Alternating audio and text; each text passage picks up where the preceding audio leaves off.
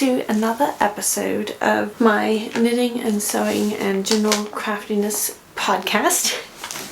I'm Emily and I'm coming to you from Tennessee in the United States, where I live with my husband. And today we're going to be talking about a bunch of different projects. I've got some knitting things, I've got a couple of sewing projects that I finished that I want to show off, and I've got another project that I'm planning that I'm hoping to get started on today.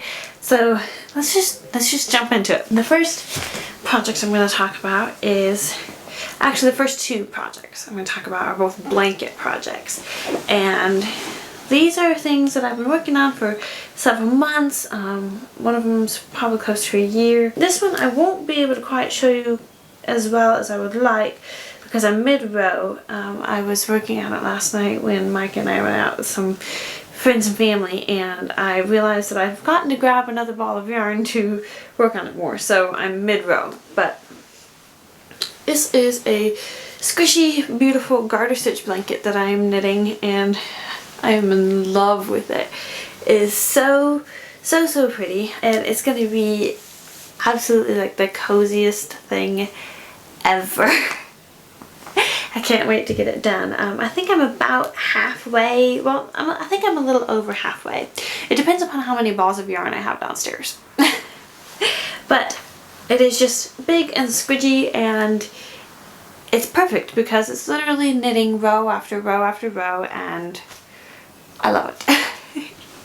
So I am knitting this on, I believe it's US size 7 needles. Let's see, I can't remember if these have it on them somewhere. I feel like it does. 4.5 millimeter, which I think would be a size 7 because I think size 8 is 5 millimeter. So I'm pretty sure it's a size 7. I love it. I'm knitting it out of the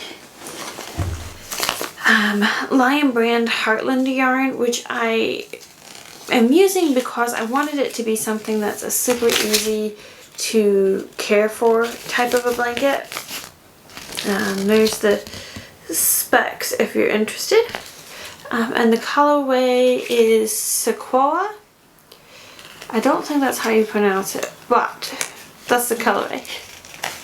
And it's just a beautiful brown, and I love it because if you look at it, there's a lot of variance in the colors. Like there's some lighter bits and darker bits. I want a sweater out of this so badly. Like I started working on it, and it is just the squishiest thing you've ever seen. And the garter stitch really shines in this yarn because it's just so squishy and so soft. And I really want to make a cardigan or a sweater out of it. Like just something big and chunky and oversized. The one downside with using acrylic yarn for garments is that it is, because of the plastic in the yarn or whatnot, whatever fiber it is that they use in the yarn for the acrylic part of it, it means that when you knit it, that's the size it's going to be. You can't kind of manipulate it with any sort of blocking because it doesn't really work. With a natural fiber like wool, or well, just mainly just wool, you can kind of shape it a little bit after the fact to kind of stretch it out, make it a little bit longer, or just generally shape it. With acrylic yarn you can't. So if I was to make something out of this as far as a garment, I would pick something probably oversized and chunky and cozy. That's project number 1. Project number 2 is flippin' massive. Like, I'm gonna try and show you a little bit. It's huge. It is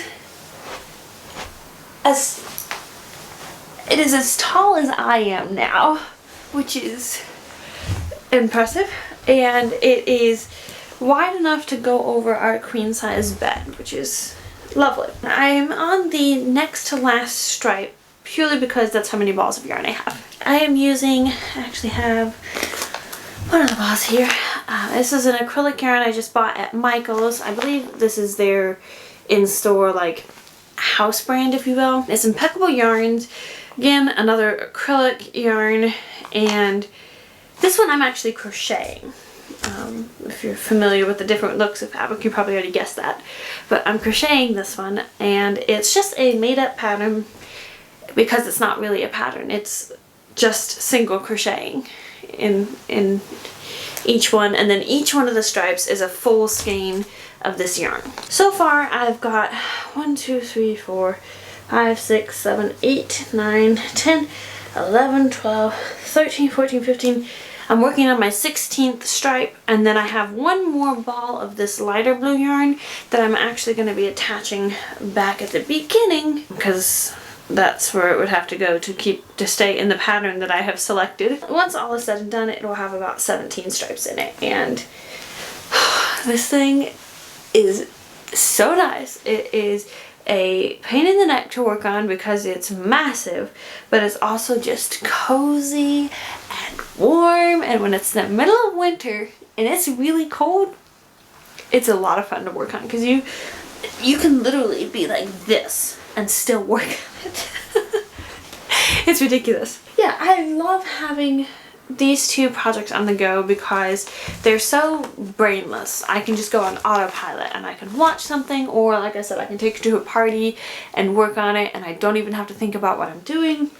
You just stitch and stitch and stitch. The only downside is that both of them are now getting to the point where they're really hard to cart around places, especially this one. This one's a little bit easier because it does still fit into a bag. I have to stuff it a bit, and it's rapidly outgrowing said bag, but for now it still fits. This one does not. This one just kind of lives in a lump on my couch or in one of the chairs until I sit down and work on it. So those are the two big ones, and then I really only have two other projects that I'm currently working on. I have a sweater project that I need to finish the second sleeve on it, but I have just not felt inspired to work on it, which is a little bit sad, to be honest, because I would love to get that sweater done, because I'm low-key not allowing myself to cast on any other sweaters until that one is done. And I really want to work on some more sweaters. There's several sweater projects. If you watched my Black Friday knitting pattern haul, I'll link it up here. I purchased several sweater patterns, and I'm dying to work on some of these projects or some of the other sweater patterns in my Ravelry pattern library, but I need to finish this one sweater, and then I will make another one, and I'm so excited about it. The next one, okay, we'll go ahead and talk about this one. You'll recognize this if you watched my channel updates vlog that I posted here just recently, and this is the sock that I cast on. It's a shorty sock that I am knitting in Patton's Croy sock yarn. There we go, Patton's Croy. Oh, stop focusing on me. Oh, look at that colorway. Isn't that just beautiful? This is in the Sidewalk Chalk Stripes, and I love it. It is just such a pretty colorway. And I'm in the process of knitting a shorty sock, and I'm knitting it on US size 1 2.25 millimeter double pointed needles, which that's my favorite way to knit socks. I love my double pointed needles. I find that magic loop is just a bit fiddly, and I'm not a huge fan of it. With double pointed needles, I feel like I can just fly through the sock, and it's beautiful. Right now I am working on the heel, and this is the modified Eye of the Partridge heel flap style of a heel, which I am knitting from the Hermione's Everyday sock pattern, which is a free pattern on Ravelry. I'll link it down below. It's one of my favorite all-time sock patterns because it's very similar to just a plain stockinette sock or vanilla sock, but it has just a little bit of texture, and the pattern, you memorize it in like 2 repeats, and I don't know what it is about that, but it just flies off the needles. It is amazing. Well, a few socks ago, I actually paid attention to the heel pattern that was recommended in there and tried it out and fell in love with it, and I think that this will very likely be the only way that I knit heel flaps for the foreseeable future, because it gives such a beautiful look to it.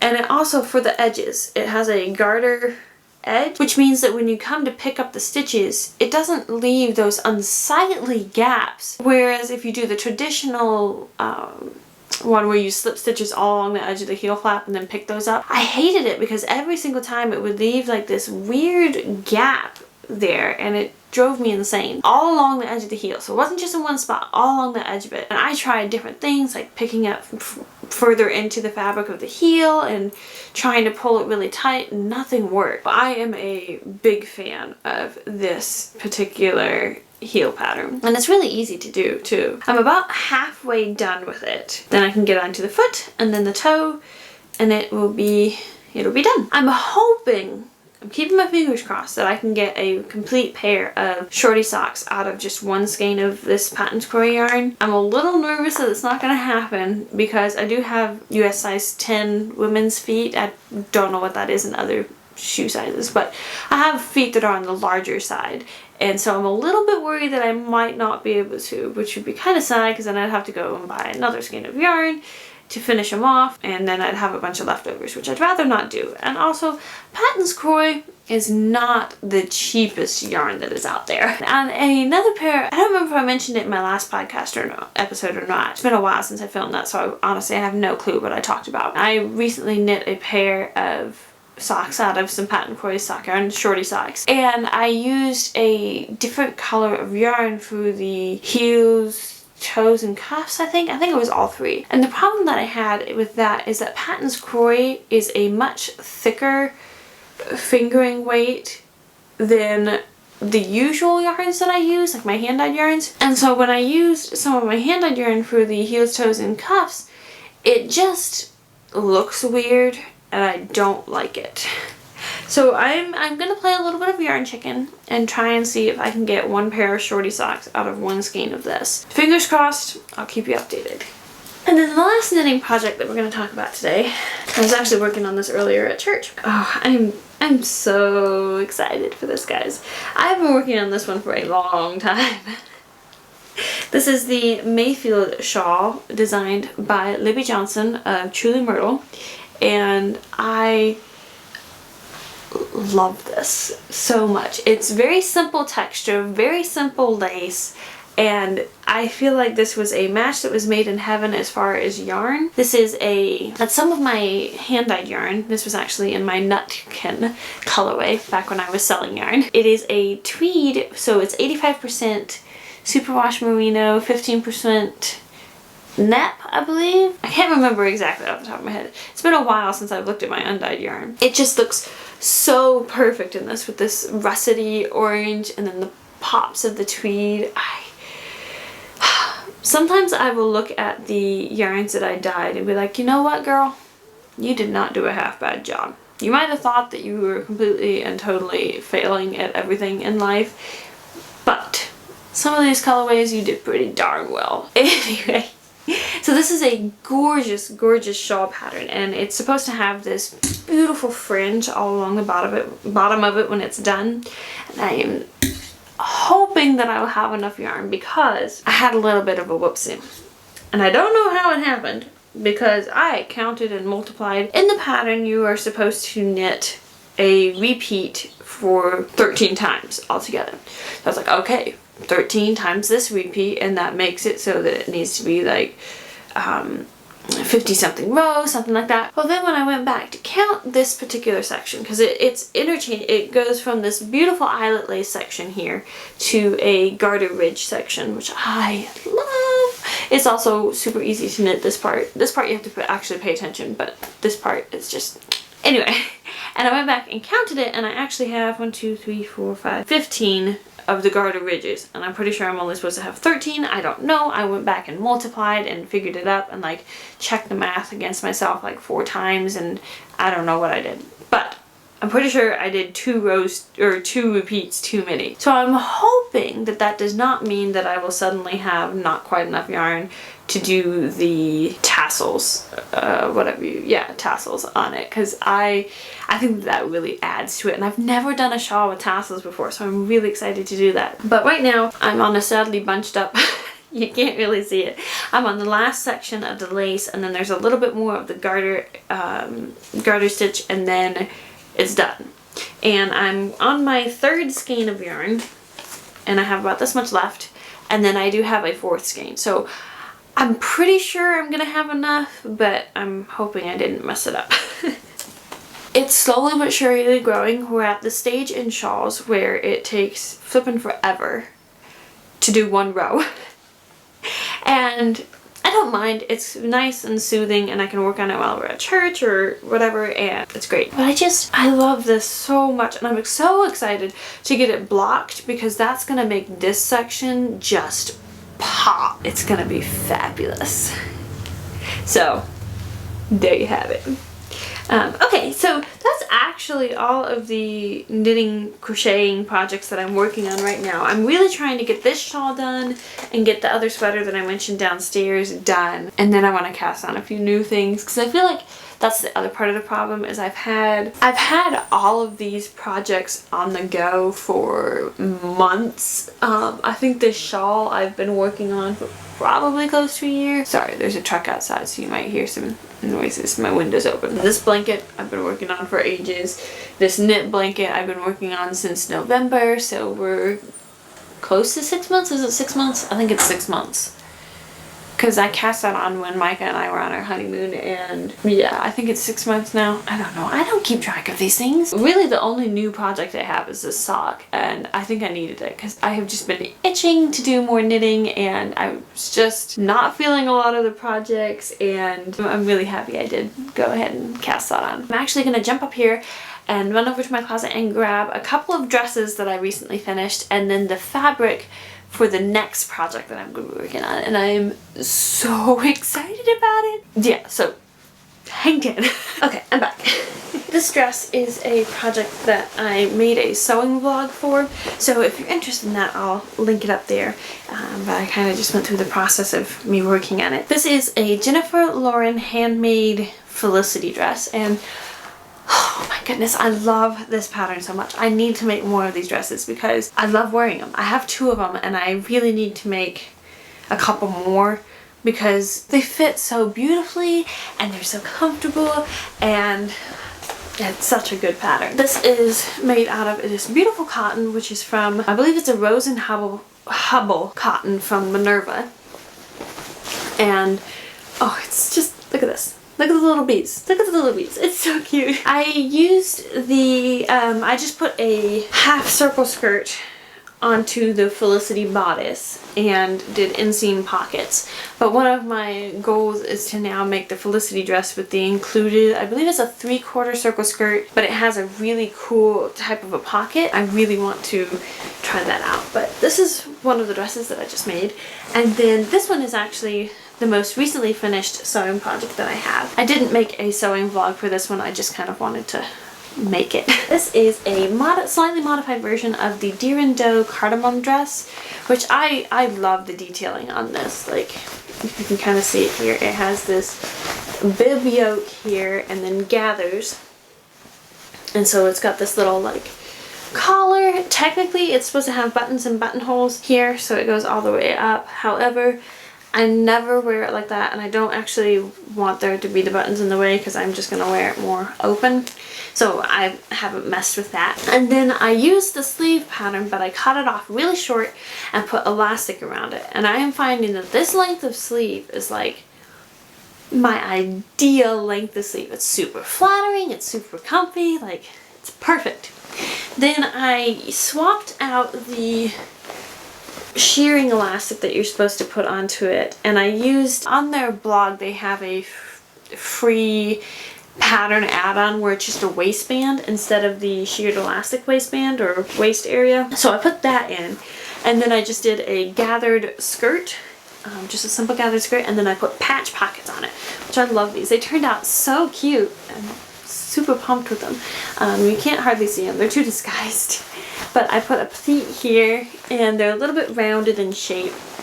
And then in the back, the waist ended up being just a little bit too loose. I've had some issues recently where I've been making the waist a bit too snug, so it'll fit fine like first thing in the morning, but then as the day goes by and your weight fluctuates a little bit as you eat food or drink water and whatnot, it gets really tight. And I find that especially in my tummy area, I'm kind of sensitive, and it'll make me feel sick to my stomach, and it's really uncomfortable, like really uncomfortable. So I wanted to make sure that I gave myself plenty of room.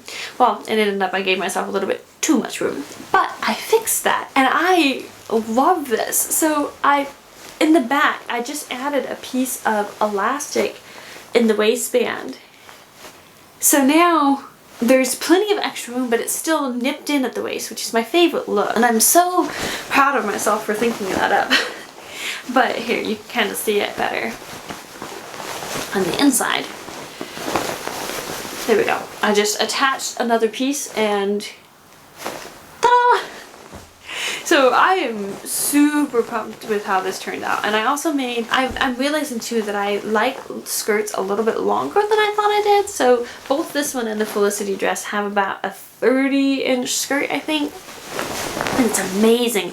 I don't have to worry about it blowing up and showing off my underpants or anything like that. It's just so comfortable. Like, so comfortable. So, super happy with both of these. And again, this is another Rose and Hubble, I believe, fabric from Minerva, and I'll link both of them down below. The other thing that I did is I did a side invisible zipper. It's not super invisible, like you can kind of see that, but guess what? I don't care. I have gotten to the place with my sewing where I'm like, it's good enough. I've never been a perfectionist or super perfectionist when it comes to certain aspects of my sewing, and zippers are one of those.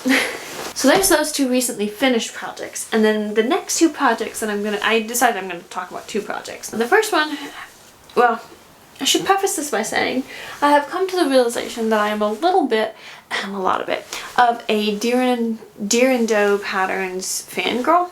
I love them, like their style and the blocks. Everyone that I've made so far is just perfect. It just works. The pattern pieces all like fit together beautifully. The instructions are great. Just the designs are wonderful. So this is a really funny, fun print of, it's a pineapple print. I think it's another Rose and Hubble from Minerva. And I'm going to be making the one downside with Deer and Doe, since they are a French pattern company, all their pattern names are French. And so that means that it's just a little difficult to know how to pronounce it or to remember them. But I believe it's the Chardonnay skirt. I'll put it on the screen. Which is a beautiful, it's got pleats at the waist and it just looks so nice. And I think I'm gonna lengthen the skirt and it'll be really cute. I can wear it with some sort of like a little blouse and it'll be so summery. And I'm really excited about it. So there's that one. Now this one is this gorgeous, slightly drapey, I think it's Meet the Maker is what it's called, and it has these massive flowers on it. I'm going to be making the brand new Deer and Doe pattern, which I'm not going to even attempt to pronounce because I have no idea, but it's a dress pattern. And they just released that this week, and I got it in my email, and I bought it within like 10 minutes or something. I saw it, and I was just like, this is the pattern I've been waiting for this fabric. I have been so torn, and I haven't known what to do with it, because this is another one from Minerva, and I need to make a project with it and write a blog post for my Minerva page, and I've been going back and forth, and then I saw that pattern. I was like, this is it. This is like the match made in heaven. It is phenomenal. I cannot wait. I've got the pattern all printed out, and I'm gonna start taping it together today. It's perfect, and I am so happy that I didn't make something with this already, because it is drapey and it is gonna look amazing. So those are the two sewing projects that I want to get started on here soon. They're the last two pieces of Minerva fabric that I have, which is good. I'm gonna actually be taking a break from Minerva, which I am equally excited about. I have a bunch of my personal fabric that I've been wanting to make some projects with, and I just haven't because I have Minerva projects to get done. I'm gonna be taking a break for the foreseeable future from doing Minerva stuff, which is sad on the one hand because I have loved being able to use some of the nicest, most beautiful fabrics that I've ever seen, and like this one where it's just, it's dreamy. As somebody who sews a lot, like, this is a dreamy fabric. It has been wonderful, but the deadlines and, you know, having to make something, that's gotten to me a bit, and it's made me feel pretty pressured to do sewing, which has then made my desire to sew go. So, I'm gonna work on getting out of that after these two projects and getting them uploaded and getting blog posts put in. I'll be done, and I'm wildly excited about it. Other than that, I don't have a great deal to talk about. I did such a silly thing, but I'm really excited about it. I watched Carrie of Carrie Can Read and Carrie Cakes, She's one of my favorite YouTubers. I just love watching her. She has such the nicest personality, and it makes me want to meet her in real life. On one of her recent vlogs, she was talking about native deodorant. And native deodorant is a deodorant that I have been wanting to try out for a while because it's an all-natural deodorant with no aluminum and all the other extra stuff that they put into it. So I've been wanting to try some for a while and just haven't gotten around to it. And so then she was talking about it. She had partnered, Native was sponsoring one of her videos, and she had a discount code. And I was like, this is it. This is the sign I've been waiting for. This is my opportunity to try this out, because so far my experience with aluminum-free deodorants have been nah. Like, solidly nah. They're okay, but they just eh. So, I bought myself 3 deodorants. And it was not cheap. And this right here is about $30. But I have budgeted aside free money for myself, so I decided that's what I was going to spend it on this month. Instead of more books and such, I have a book haul. If it's not up already, it's coming soon. I've bought a lot of books recently here, and I plan to buy a lot more before the end of the year, but I figured that this month we could use my free money for deodorant. So I bought the, I believe it's like the mix and match set, and so I got citrus and herbal musk, cucumber mint, and coconut and vanilla. And Mike and I have agreed coconut and vanilla is the best one smelling so far. I haven't used them at all. I just got the package earlier today, and I'm so excited. I want to try these out, and they smell really good, so we'll see. I'll report back. I'll let you know. And the cool thing about these too is that they're made in a plastic-free, like, cardboard container rather than the typical plastic container for deodorant. So I'm all about, you know, using sustainable things if I can do so in a sustainable manner without spending excessive amounts of money. I was like, oh, that's really cool. Okay, so here we go. Yeah, I'm gonna give it a shot. We're gonna see if this works, because if it does, I'll be really happy, because I know that aluminum is not exactly great for you.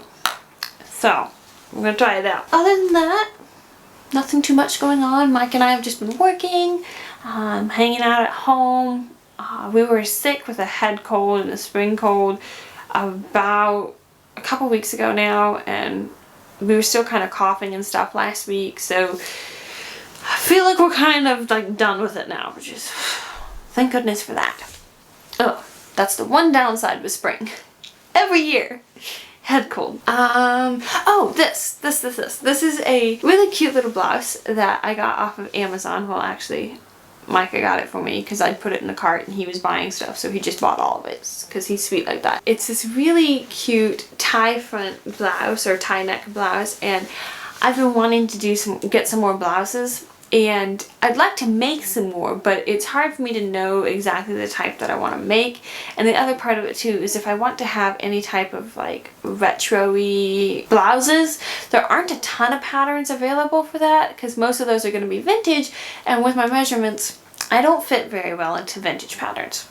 So I wanted to try it out. This is the Belle Poke blouse. I'll link it down below. So far I'm really happy about it. It's technically actually still got the tags on it because I'm still like testing it out. Because my one worry is that the sleeves go down to a spot where it's like it hampers my arm movement just a little bit, but it's actually not as bad as I was worried it was going to be. So I think I'm going to keep it, which is really exciting because it's really cute, and it's like the perfect shade of like rosy pink, which I have been owning my love of pink again, which I'm really happy about, because pink and blue is one of the most beautiful color combinations alive. Like, here, you should see here. Here's part of my quilt that we just recently got out of Amazon, which is also just pink and blue. And I'm loving it. So yeah, other than that, I've just been doing a lot of reading. I will have a couple more book review posts coming up. It's a beautiful spring day. It looks like the weather forecast is, this past week was kind of cold and rainy and drizzly and kind of bleh. But the next week it's supposed to be like in the 70s and 80s, and I am so excited because we're gonna go on walks and maybe do a picnic at some point. So I love springtime so much. And also we're getting close to May. May is my favorite month of the year. It's the 5th month and I just love it.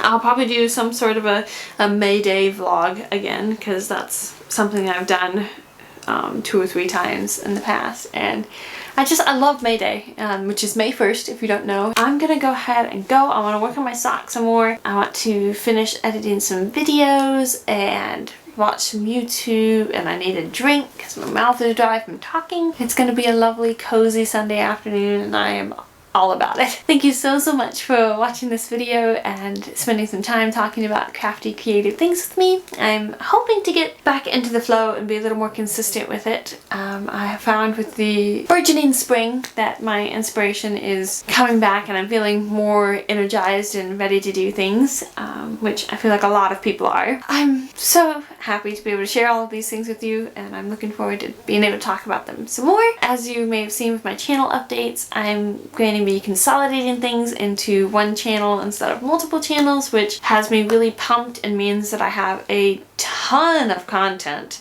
that I just need to get edited and scheduled and uploaded and whatnot. So that's going to make it really fun. There's going to be a bunch of videos coming out, so stay tuned for that. Anyway, I've got to end. I'm terrible at endings. I'm so bad at it because I keep rambling on and I'm a little bit awkward about it. Thank you so much for watching it and watching this and hanging out with me, and I hope that you all are doing well and that you have a wonderful rest of your day and a good work week ahead of you. I'll see you on the next one. Bye.